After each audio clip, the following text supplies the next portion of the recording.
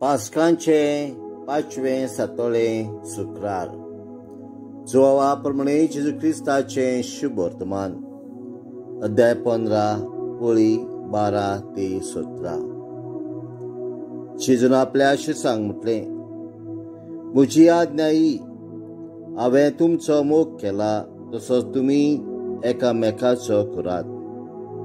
कोणे जर आपल्या इश्टा पासत आपलो जीव दिलो हाचे परस व्हडलो मोग ना। हांव फरमायता ते तुमी करशात जाल्यार तुमी म्हजे इश्ट।